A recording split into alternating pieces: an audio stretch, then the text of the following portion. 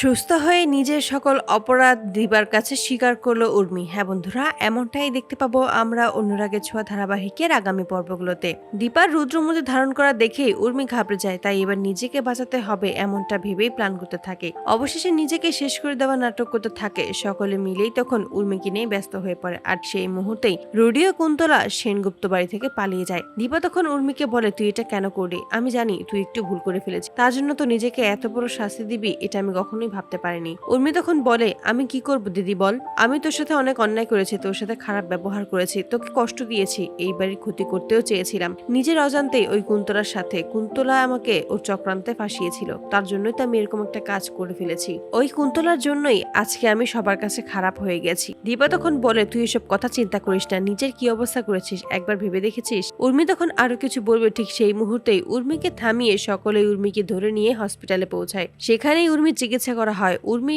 সুস্থ হয়ে উঠতেই উর্মি তখন দীপাকে বলে, তোর সাথে আমার কথা আছে। তাই সবাই তখন কেবিন থেকে বেরিয়ে যায়। উর্মি তখন নাটক করে বলে যে, আমাকে তুই ক্ষমা করে দিস, আর বলে, আমি না বুঝে এরকম একটা কাজ করে ফেলেছি, আমি বুঝতে পারিনি এমনটা হয়ে যাবে, তুই পারলে আমাকে ক্ষমা করে দিস। তখন দীপা বলে যে, তুই কোনো চিন্তা করিস না, সবকিছুই ঠিক হয়ে গেছে। ওই রুডিও কুন্তলা ধরা পড়েছে, ওদের মুখোশ সকলের সামনে খুলে গেছে, এসব নিয়ে তুই ভাবিস না। এই বলেই উর্মিকে সান্ত্বনা দিয়ে যখন দীপা কেবিন থেকে বেরিয়ে যাবে, ঠিক সেই মুহূর্তে উর্মি মনে মনে বলে, এবার হবে, এবার তুই বুঝবি এই উর্মি কি জিনিস। এই উর্মির সাথে পাঙ্গা নিলে এর ফল ভালো হয় না। আমি শুধু ভালো মানুষই নাটক করেছি আর তুই বিশ্বাস করে নিলি, এবার তো আমি এমন চাল দেব তুই নিজেই ওই বাড়ি ছেড়ে বেরিয়ে আসতে বাধ্য হবি, আর সমস্ত দায়িত্ব আমার হাতে তুলে দিবি। তো বন্ধুরা, তোমাদের কি মনে হয়, উর্মি যে নাটক করে অসুস্থ হওয়ার নাটক করছে, দীপাকে মিথ্যে বলে সমস্ত কিছু নিজের নামে করে নেওয়ার চেষ্টা করছে, সেটাকে বুঝতে পারবে দীপা? কমেন্টে জানাও। আর নিয়মিত আপডেট পেতে আমাদের চ্যানেলটি এক্ষুনি সাবস্ক্রাইব করে পাশে থাকো। ধন্যবাদ।